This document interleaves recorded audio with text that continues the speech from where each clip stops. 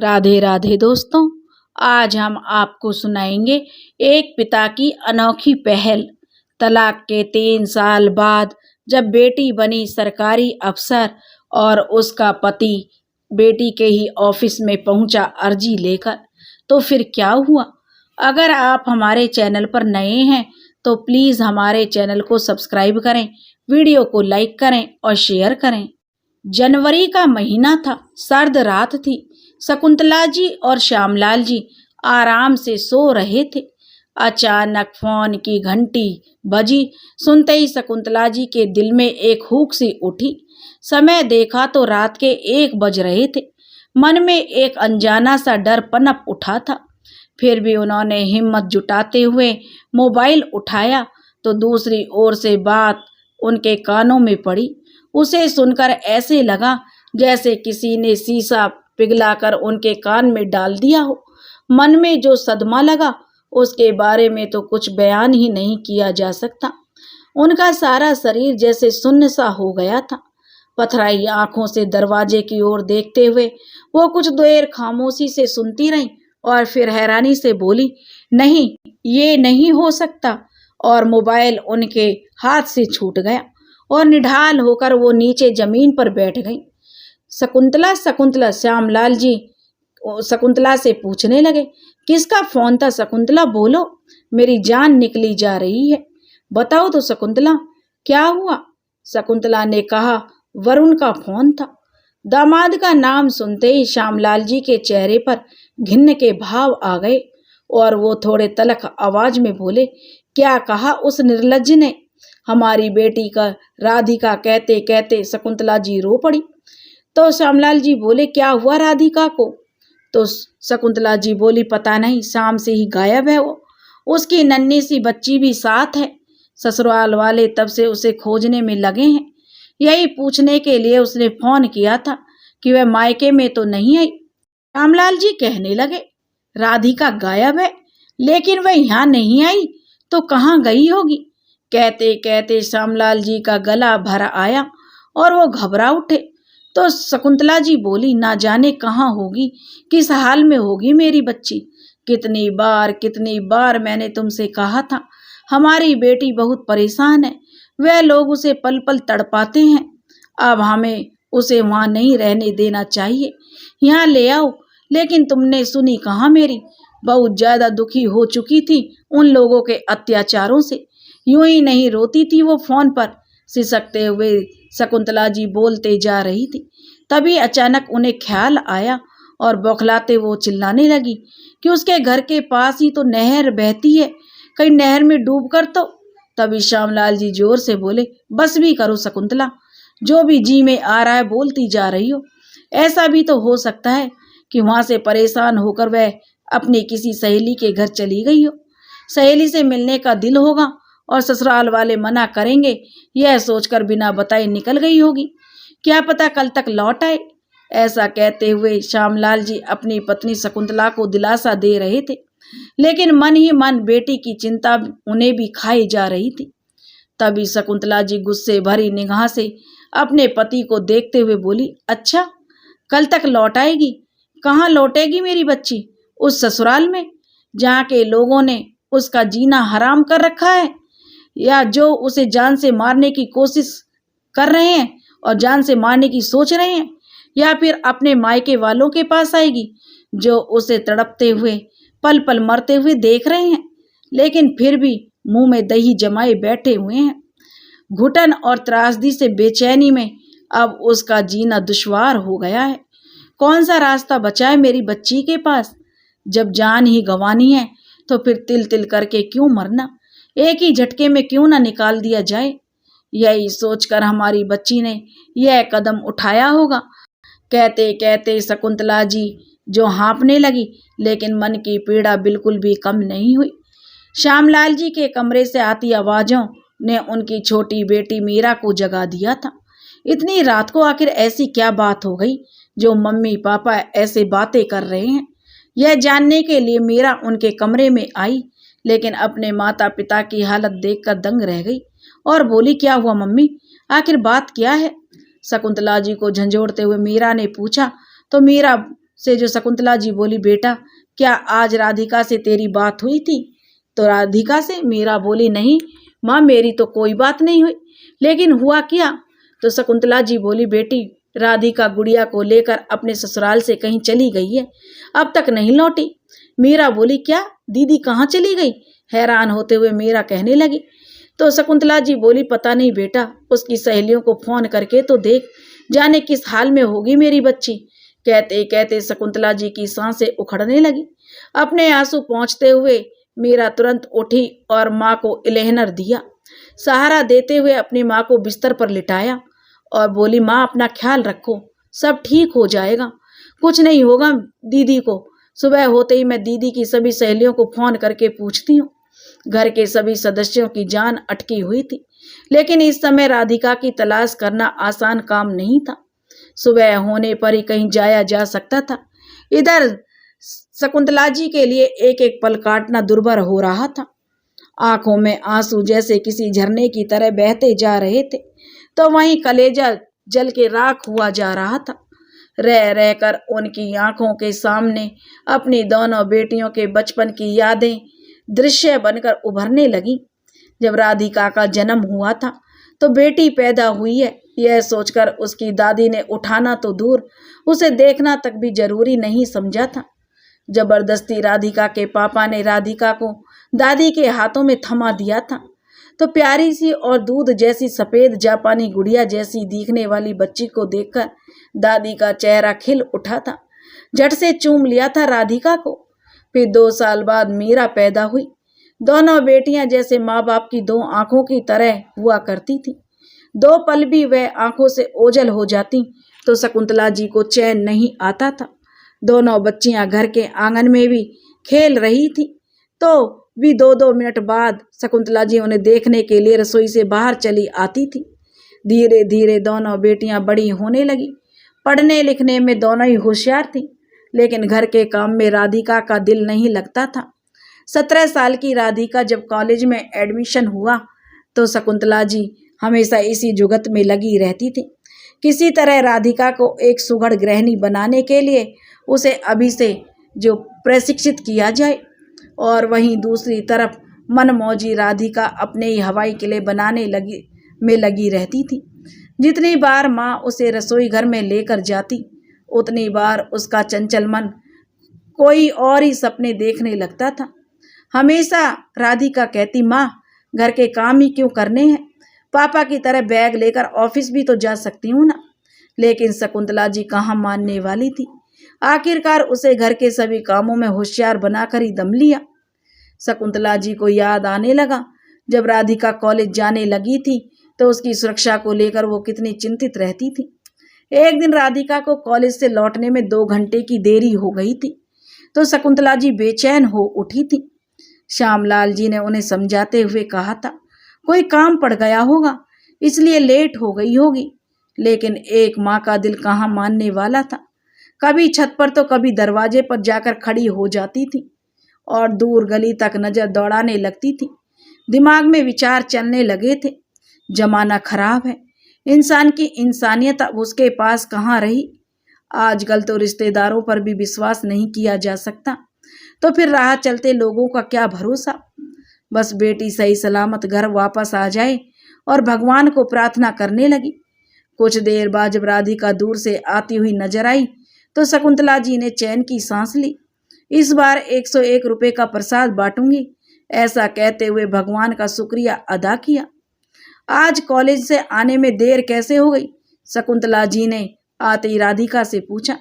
पता है मुझे कितनी चिंता हो गई थी तेरी, हर रोज 3 बजे घर वापस आ जाती हो, आज पूरे 2 घंटे लेट हैं। राधिका बोली, अरे माँ इसमें इतनी चिंता करने वाली क्या बात है।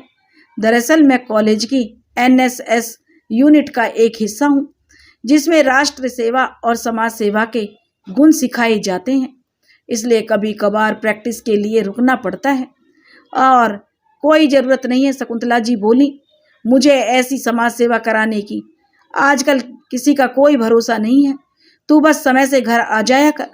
चिढ़ते हुए शकुंतला जी ने जाने क्या क्या राधिका को बोल दिया था, तो राधिका खिलखिलाकर हंस पड़ी थी और बोली, अरे माँ आप इतना डरती क्यों हैं? मैं क्या कोई छोटी सी बच्ची हूँ? आजकल की लड़कियां अंतरिक्ष तक पहुंच गई हैं।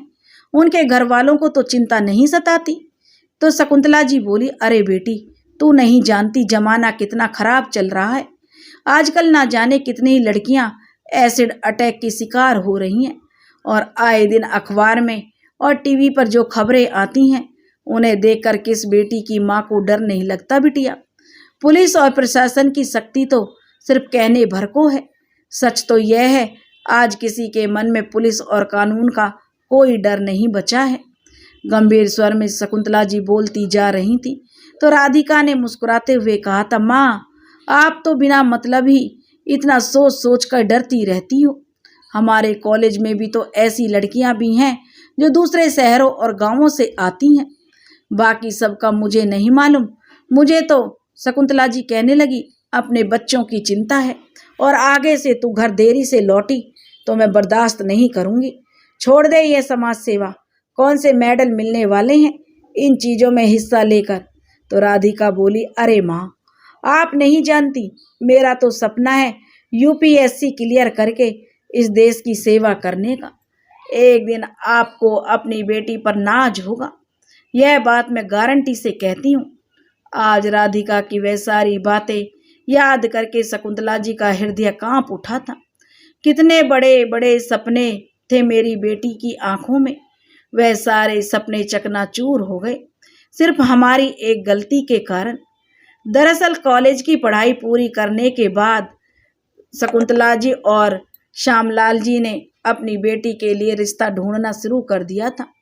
राधिका ने अपने माता पिता को मनाने की लाख कोशिश की थी कि अभी वह शादी नहीं करना चाहती, सिविल सर्विस एग्जाम की तैयारी करना चाहती है, कुछ बनकर दिखाना चाहती है, लेकिन वे नहीं माने और कहने लगे, बेटी, हम तो बस इतना चाहते हैं जल्दी से तुम्हारे हाथ पीले करवाकर तुम्हारी सुरक्षा को लेकर हम निश्चिंत हो जाएं। इसलिए शादी करके अपनी गृहस्थी बसाओ और परिवार को संभालो। इसके बाद हमें तुम्हारी छोटी बहन मीरा के बारे में भी सोचना है। इतना कहकर श्यामलाल जी ने उसके भाग्य का फैसला कर दिया। बेटी के लिए रिश्ता देखना उन्होंने शुरू कर दिया था, लेकिन साथ ही दहेज के लोभियों द्वारा बेटियों पर अत्याचार की घटनाओं के बारे में सुनकर वह बहुत घबराए हुए थे। इसलिए वे पूरी सतर्कता बरत रहे थे, कहीं धोखा ना खा जाएं। आखिरकार एक बिचौलिए से उनकी मुलाकात वरुण और उसके परिवार से कराई और यह भी बताया कि वे लोग खानदानी रईस हैं, उनकी दहेज को लेकर कोई मांग नहीं है। उन्होंने वरुण के माता पिता से स्पष्ट शब्दों में यह बात कह दी थी, वे दहेज के साथ साथ खिलाफ हैं और दहेज नहीं देंगे। तो वरुण के पिता ने भी कह दिया था कि हमारे लिए तो दुल्हन ही दहेज है, हम भी दहेज लेने में विश्वास नहीं करते। वैसे भी हमारे घर में कमी किस चीज़ की है? एक पिता अपनी बेटी को अपनी इच्छा से जो देना चाहता है वो दे सकता है, लेकिन हमारी कोई मांग नहीं है। हम तो बस इतना चाहते हैं कि शादी 15 दिन के भीतर हो। वरुण के माता पिता के विचार जानकर शकुंतला जी और श्यामलाल जी दोनों संतुष्ट हो गए थे और रिश्ता पक्का कर दिया था। लेकिन शगुन की रस्म से ठीक एक दिन पहले बिचौलिए का फ़ोन आया।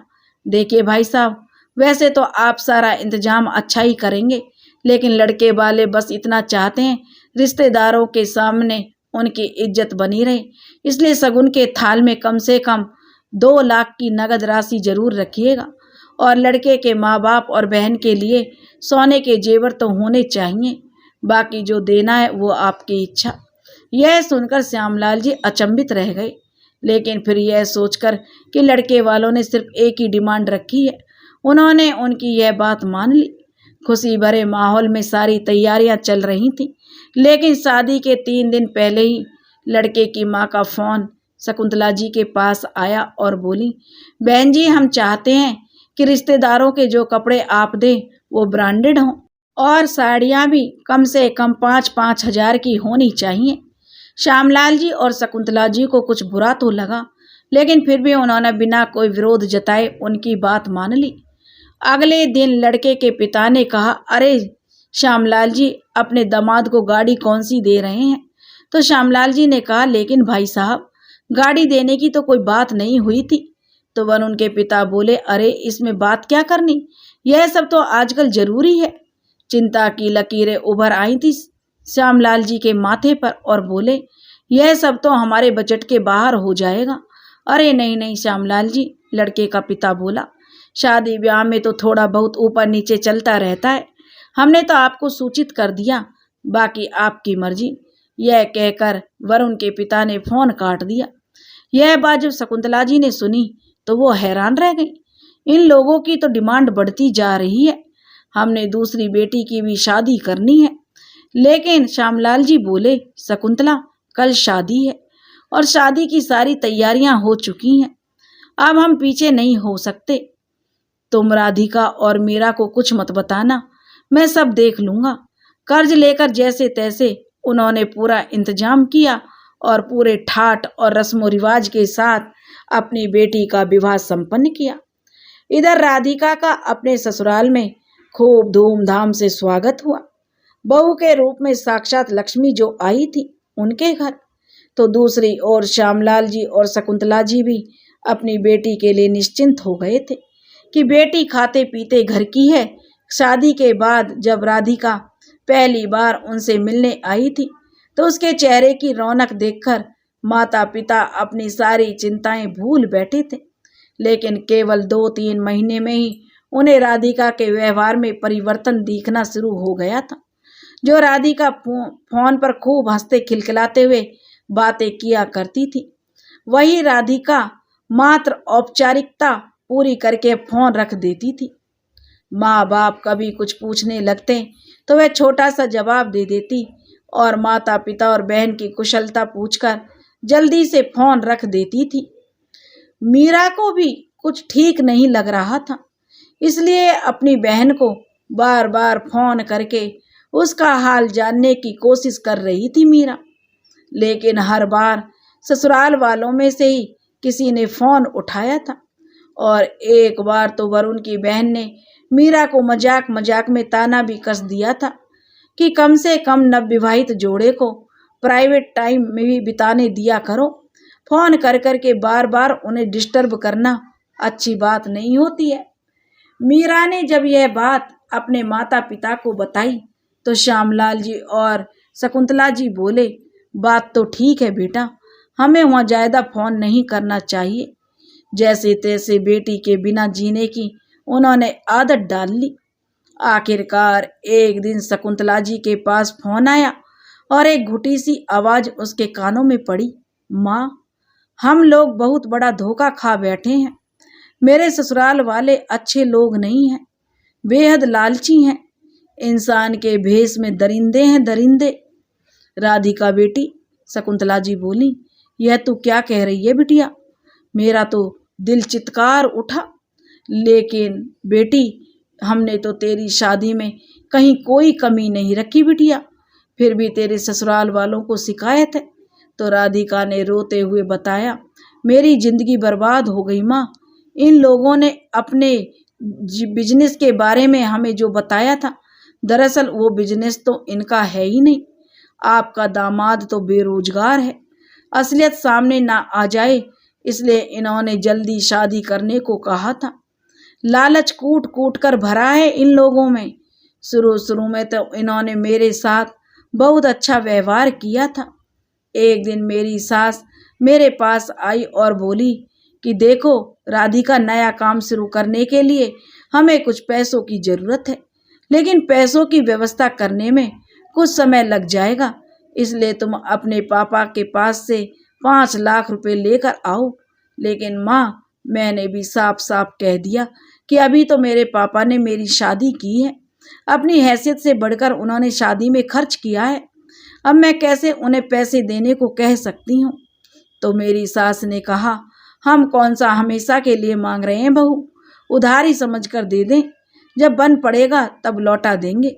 उसी समय वरुण भी मेरे पास आए और बोले, राधिका अब तुम इस घर में रहती हो तो तुम्हें अपने पापा से ज़्यादा अपने घर की चिंता होनी चाहिए।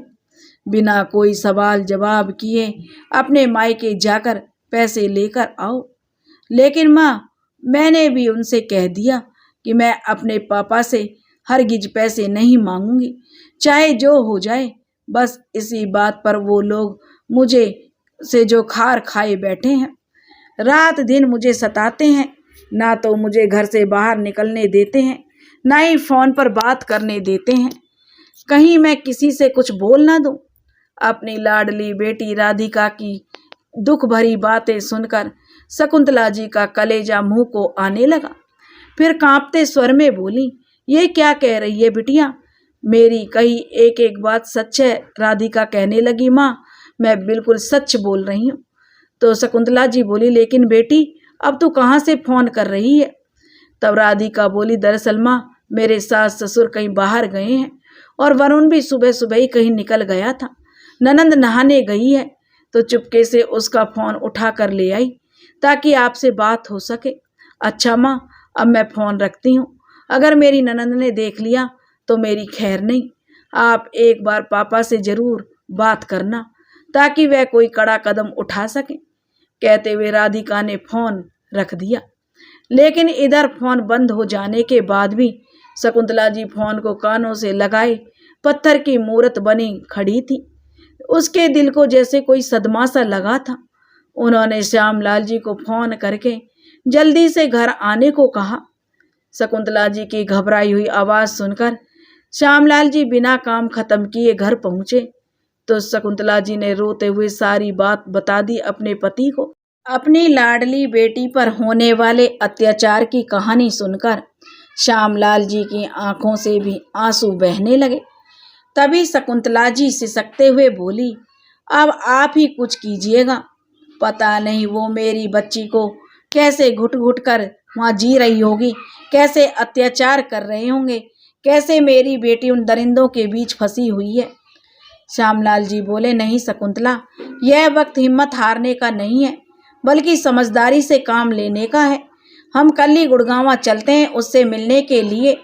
हमसे मिलकर उसे कुछ हौसला मिलेगा। कोशिश करेंगे कि उसे कुछ दिनों के लिए अपने घर दिल्ली ही ले आएंगे।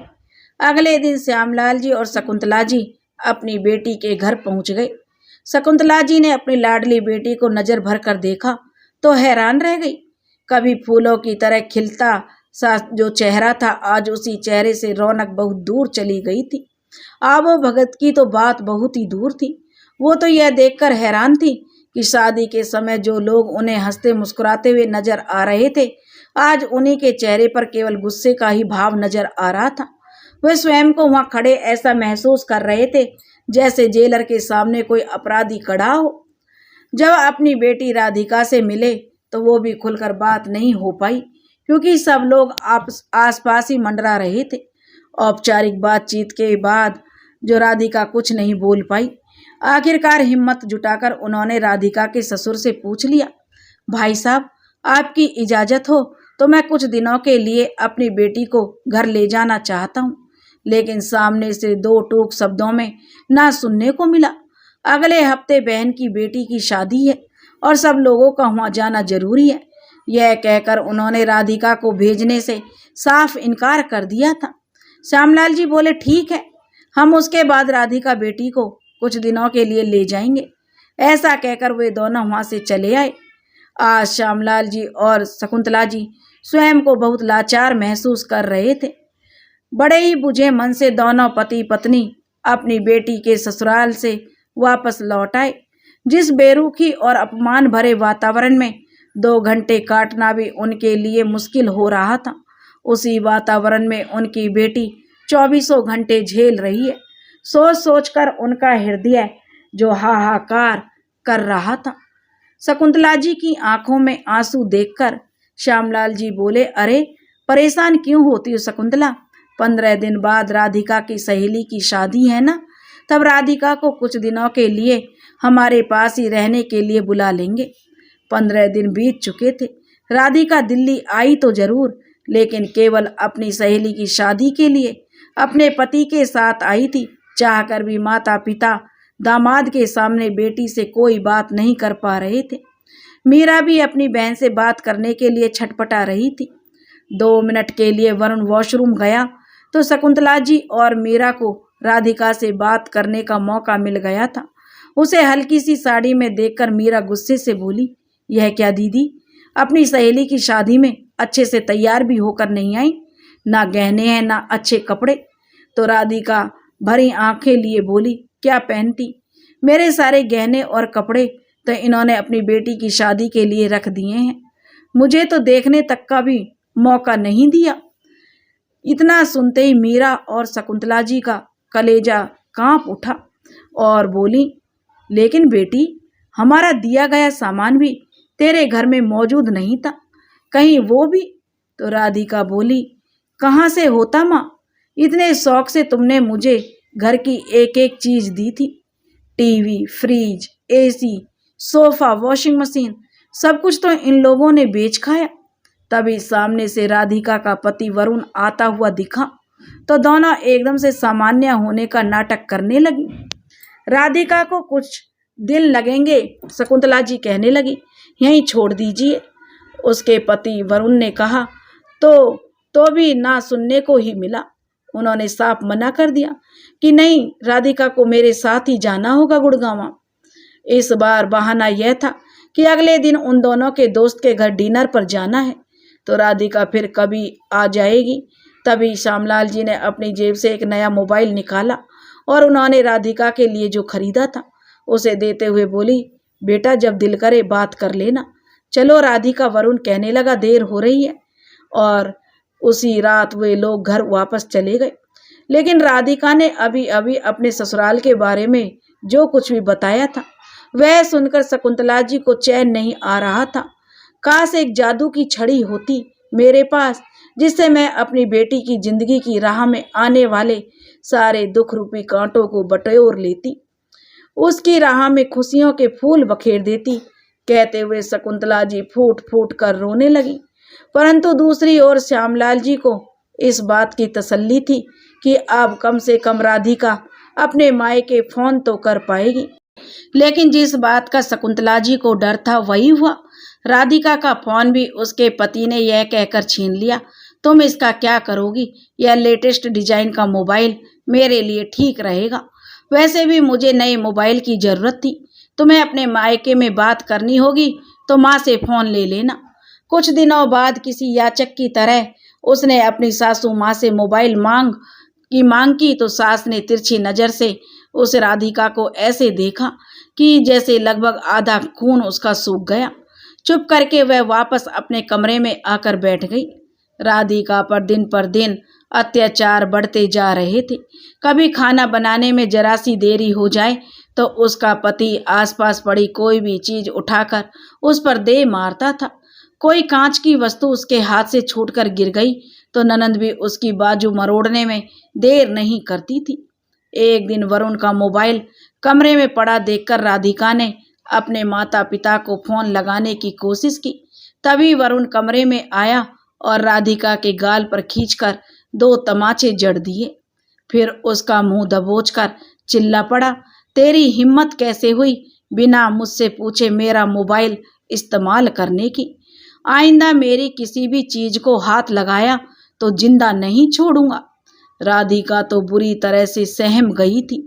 एक बार फिर ससुराल की कैद में जैसे तैसे कुछ देर के लिए बाहर निकलकर राधिका ने अपने घर फोन किया। मीरा ने फोन उठाया था तो राधिका ने रोते हुए अपना सारा हाल सुना दिया। अब और सहन नहीं होता मीरा, पापा को बोल मुझे इस नरक से निकाल कर ले जाएं, नहीं तो मैं जिंदा नहीं बचूंगी। कहते हुए राधिका फूट फूट कर रो पड़ी थी। शकुंतला जी और श्यामलाल जी उस समय बाजार गए हुए थे। जब राधिका का फोन आया था तो जैसे ही वह घर लौटे तो मीरा बोली, क्यों माँ, जब राधिका दीदी कॉलेज जाती थी तो आपको उसकी सुरक्षा की बहुत चिंता रहती थी ना? एक बार जाकर देखो दीदी के ससुराल, उन दरिंदों के बीच क्या वह सुरक्षित है? अरे थप्पड़ तमाचे तो बहुत छोटी सी बात है, जितनी यातनाएं उन्हें वहां झेलनी पड़ रही हैं ना, वहां वह लोग तो उन्हें जान से भी मार कर ही दम लेंगे। जाकर ले क्यों नहीं आती आप वहां से दीदी को? बेटे की बात सुनकर श्यामलाल जी बोले, लेकिन मीरा, तेरे रिश्ते की बात चल रही है। अगर लड़के वालों को इसका पता लग गया कि तेरी बड़ी बहन अपने मायके आकर बैठी है तो इस घर से रिश्ता हरगिज नहीं जोड़ेंगे वो लोग। वह तो क्या, कोई भी हमारे साथ रिश्ता जोड़ना पसंद नहीं करेगा बेटी। वह तो यही सोचेंगे ना कि माँ बाप की परवरिश में ही कोई कमी थी। मीरा बोली, नहीं पापा, एक बेटी की शादी के लिए क्या आप दूसरी बेटी की बलि दे देंगे? अरे वैसे भी दीदी का हाल देखकर तो मैं तो शादी करना ही नहीं चाहती। बेटी की बात जानकर शकुंतला जी बोली, आप मेरी बेटी को अभी के अभी गुड़गांव से वापस ले आइए। अगर वो लोग ना भेजें तो जबरदस्ती लेकर आओ, लेकिन झूठी मान मर्यादा के नाम पर मैं अपनी बेटी की कुर्बानी नहीं दे सकती। तभी श्यामलाल जी बोले, शकुंतला, मेरी बात को समझने की कोशिश करो। कुछ दिनों में जब राधिका की गोद में एक नन्हा मुन्ना खेल रहा होगा तो ससुराल में उसकी जगह अपने आप बन जाएगी। मुझे पूरा यकीन है शकुंतला, और अगर तब भी वो लोग ना सुधरे तो मैं जात बिरादरी के लोगों को उनके घर पर इकट्ठा करूंगा। समाज में अपनी बेइज्जती होते देख उन्हें अपना व्यवहार बदलना ही पड़ेगा। उस समय मामला शांत हो गया। कुछ दिनों बाद राधिका ने एक नन्ही सी बेटी को जन्म दिया, लेकिन बेटी पैदा होने के बाद ससुराल वालों की नज़र में अब वह और भी अधिक गुनहगार बन बैठी। अब तो आए दिन उसकी सास अपने बेटे की दूसरी शादी करवाने की धमकी देने लगती। अगर इस घर में रहना चाहती हो तो अपने पापा से कहकर तुरंत पैसों का इंतजाम करवाओ, राधिका की सास राधिका से कहती थी। लेकिन राधिका बोली, माँ जी, मैंने कितनी बार आपसे कहा है, उनके पास अब और पैसे नहीं है। तो राधिका की सास कहती, अच्छा, मकान तो है तेरे पापा के पास, उसे बेचकर पैसे जुटा ले। इतना तो एक पिता अपनी बेटी के लिए कर ही सकता है। सासू माँ के इतना कहने पर राधिका बोल उठी, माँ जी, बेटी तो आपकी भी है, क्या आप उसके ससुराल वालों को इतना पैसा देंगे? इतना कहने भर की देर थी कि वरुण ने आगे बढ़कर एक जोरदार तमाचा राधिका के गाल पर रसीद कर दिया और बोला, बेशरम, तेरी इतनी हिम्मत कि मेरी माँ से जुबान लड़ाए। सिर घूम गया था राधिका का। तभी उसकी सासू माँ बोली, अब खड़ी खड़ी हमारे चेहरा क्या देखती रहेगी, जाकर चाय बना कर ला। थोड़ी देर में राधिका चाय बनाकर ट्रे में रखकर लेकर आई। कमरे के अंदर तो उसके कानों में अपने पति और सास की कुछ बातें सुनाई पड़ी। कुछ देर वह वहां खड़ी होकर उनकी बातें सुनने लगी। तो इस बार वो कह रहे थे, अगर यह मानती है तो ठीक है, नहीं तो पहले इसकी बेटी को ठिकाने लगा, उसके बाद इस महारानी को। तेरी दूसरी शादी में हम खूब दहेज लेंगे। सुनते ही यह बात राधिका के पैरों तले जमीन खिसक गई। सिर चकराने लगा था उसका। फिर जैसे तैसे स्वयं को संभालते हुए वह अंदर आई और सबको चाय देने लगी। अगले दिन जब राधिका की सास अपने कमरे में सो रही थी और घर के सभी सदस्य घर में नदारद थे, तो वह राधिका चुपके से घर से बाहर निकली और किसी से मोबाइल मांगकर अपनी माँ को फोन कर दिया और कहा, माँ, मैं फैसला कर चुकी हूँ, आज ही मैं अपनी बेटी को लेकर दिल्ली पहुँच रही हूँ। बस इतना जानने के लिए फोन किया था, क्या मेरे इस फैसले में माता पिता मेरे साथ हैं या नहीं। तभी शकुंतला जी ने कहा, लेकिन बेटी हुआ क्या, साफ साफ बता। राधिका बोली, माँ, ज्यादा समय मेरे पास नहीं है, बस आप इतना समझ लीजिए कि अब मेरा यहाँ रहना मुमकिन नहीं है। अब तक यह लोग मेरे साथ जो कर रहे थे सो कर रहे थे, लेकिन अब बात मेरी बेटी पर आ पड़ी है और यह मैं बिल्कुल बर्दाश्त नहीं करूंगी। मैंने सिर्फ यह पूछने के लिए फोन किया है, क्या मैं अपने घर वापस आ सकती हूँ। तो शकुंतला जी बोली, लेकिन बेटी, आज तेरी छोटी बहन को देखने लड़के वाले आ रहे हैं, बस कुछ ही देर में पहुंचते होंगे। उनके जाने के बाद मैं तेरे पापा से बात करती हूँ। राधिका बोली, ठीक है माँ, और हताशे भरे स्वर में जो उसने फोन रख दिया। और आधी रात को राधिका के ससुराल से गायब होने की खबर आ गई। बिस्तर पर लेटी लेटी शकुंतला जी को एहसास हुआ कि सुबह हो चुकी है। श्यामलाल जी ने पड़ोस में रहने वाले अपने एक दोस्त से सलाह लेने के लिए चले गए। आखिर क्या किया जाए। इधर मीरा राधिका की सहेलियों को फोन करके राधिका के बारे में पूछ रही थी। तभी शकुंतला जी ने अपने कमरे की दीवार पर लगी राधिका की तस्वीरों को एक एक करके देखने लगी। 2 साल की हंसती खिलखिलाती नन्ही सी राधिका कंधे पर बस्ता लटकाए स्कूल जाती चुलबुली सी राधिका, कुछ कर दिखाने का जुनून पालने वाली राधिका, कॉलेज गर्ल राधिका, आंखों में ढेर सारे सपने सजाए दुल्हन बनी राधिका। फिर सहसा उनकी आंखों में एक अनदेखी तस्वीर अनायास ही उभर आई। ऊंचे पुल से नहर में छलांग लगाती, नहीं नहीं, यह नहीं हो सकता। और वो चीखने लगी, तू कहाँ है मेरी बच्ची, किस हाल में है, कितना लाचार हो गई हूं मैं आज। और शकुंतला जी का हृदय चित्कार उठा था। उसी समय फोन की घंटी बज उठी, जिसे सुनते ही शकुंतला जी की सांस अधर में अटक गई। आज इतना साहस उनमें नहीं था कि वह फोन उठाकर अपनी बेटी के बारे में कोई बुरी खबर सुन सके। तभी मीरा बिना देरी किए दौड़ती हुई अंदर आई और फोन उठाकर कपकपाती आवाज में बोली, हेलो। तो दूसरी ओर से किसी व्यक्ति ने कोई संदेश दिया। फोन सुनते ही मीरा की आंखों में आंसू बहने लगे और फोन रखकर अपना माथा पकड़कर वह जोर जोर से रोने लगी।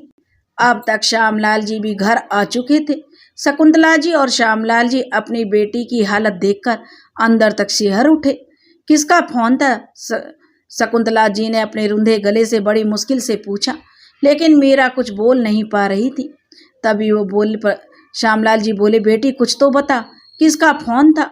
सब कुछ जाहिर होते हुए भी श्यामलाल जी बेसब्री से पूछ रहे थे। तभी मीरा ने अपने मम्मी पापा के गले लगकर फूट फूट कर रोने लगी और बोली, भगवान ने हमारी सुन ली पापा, दीदी बिल्कुल ठीक है। तो श्यामलाल जी बोले, क्या तू सच कह रही है बेटी? शकुंतला जी ने मुरझाए चेहरे पर एक मुस्कान आ गई। तो मीरा बोली, हाँ माँ, दीदी कल शाम को ही गुड़िया को लेकर महिला आयोग के पास पहुंच गई थी। वहाँ दीदी बिल्कुल सही सलामत है और आयोग की मदद से उन्होंने अपने ससुराल वालों के खिलाफ पुलिस में शिकायत दर्ज करवा दी है। यही बताने के लिए उन्होंने फोन किया था, ताकि हम उनकी चिंता ना करें। यह बात सुनते ही श्यामलाल जी जल्दी से उठे और जैसे ही घर से बाहर निकलने लगे, शकुंतला जी ने पूछा, कहाँ जा रहे हो? तो श्यामलाल जी बोले, अपनी बेटी राधिका को अपने घर लाने। भगवान ने हमें अपनी गलती सुधारने का मौका दिया है और इस मौके को मैं गंवाना नहीं चाहता। समाज वाले चाहे कुछ भी कहें, मुझे कोई फर्क नहीं पड़ता। इतना कहकर श्यामलाल जी घर से चले गए और दोपहर को अपनी लाडली बेटी और नातिन को लेकर घर लौट आए। अपनी बेटी राधिका की हालत देखकर शकुंतला जी ने उसको गले से लगाकर खूब रोई। तभी श्यामलाल जी के पास एक फोन आया। मुबारक हो श्यामलाल जी, लड़के वालों को आपकी बेटी मीरा पसंद है।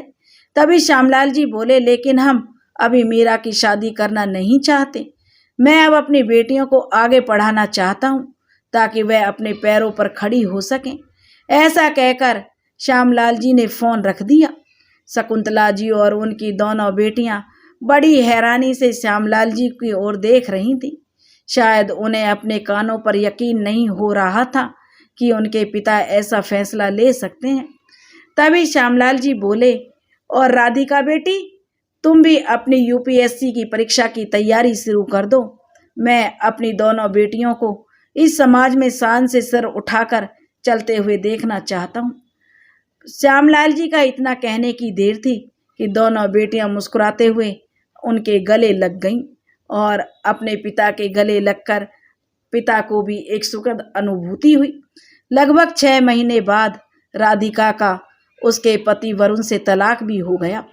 राधिका ने जी जान से अपनी परीक्षा की तैयारी में जुटी हुई थी और देखते ही देखते 4 साल बीत गए। आज तलाक के 4 साल बाद वही वरुण, जो कभी अपनी पत्नी को दहेज के लिए जो प्रताड़ित किया करता था, आज अपनी बहन को इंसाफ दिलाने के लिए भटक रहा था। उसकी बहन के साथ उसके ससुराल वाले बिल्कुल वैसा ही व्यवहार कर रहे थे जैसा कभी राधिका के साथ वरुण और उसके परिवार वालों किया करते थे। बहन के ससुराल वालों के खिलाफ अर्जी लेकर जब वरुण अपनी माँ और बहन को लेकर एसपी ऑफिस पहुंचा, तो उस समय एसपी साहब ऑफिस में नहीं थे। वरुण की माँ और बहन वहीं एक कुर्सी पर बैठ गईं और वरुण ने अपनी अर्जी सामने टेबल पर रख दी। थोड़ी देर में एसपी की वर्दी में एक महिला तेज कदमों के साथ चलती हुई आई और सामने रखी कुर्सी पर बैठ गई। उस महिला को देखकर वरुण के तो पैरों तले जमीन खिसक गई, क्योंकि एसपी की कुर्सी पर बैठी वह महिला कोई और नहीं बल्कि वरुण की पूर्व पत्नी राधिका थी। राधिका ने भी उसे पहचान लिया था। उसने एक नजर उठाकर उन लोगों की ओर देखा। वरुण की बहन के चेहरे और शरीर पर नीले काले निशान पड़े हुए थे। उसे देखते ही राधिका को अपना समय याद आ गया था। आंखों में आंसू निकलने को बेताब हो उठे थे, लेकिन फिर खुद को संभालते हुए राधिका ने किसी अनजान की तरह अपनी टेबल पर रखा वो पेपर उठाया और पढ़ने लगी। इधर वरुण की माँ और बहन की ऐसी हालत हो रही थी जैसे काटो तो खून नहीं। तभी राधिका बोली, दहेज का केस है, मारा पीटा जाता है तुम्हारी बहन को और मायके से पैसे लाने के लिए भी बोला जाता है। यह सारी बातें तो आजकल आए दिन सुनने को मिलती हैं, क्यों मिस्टर वरुण? राधिका ने वरुण की आंखों में आंखें डालते हुए कहा तो वरुण पसीने से तरबतर हो गया और शर्मिंदगी के कारण नजरें झुकाए वो लोग वहां से उठकर चल दिए। पुलिस कांस्टेबल ने उन्हें पीछे से आवाज दी, लेकिन वे मुड़कर वापस नहीं आए। तो दोस्तों, आपको यह कहानी कैसी लगी? अगर आपको यह कहानी पसंद आई हो तो प्लीज़ हमारे चैनल को सब्सक्राइब करें, वीडियो को लाइक करें और शेयर करें। राधे राधे।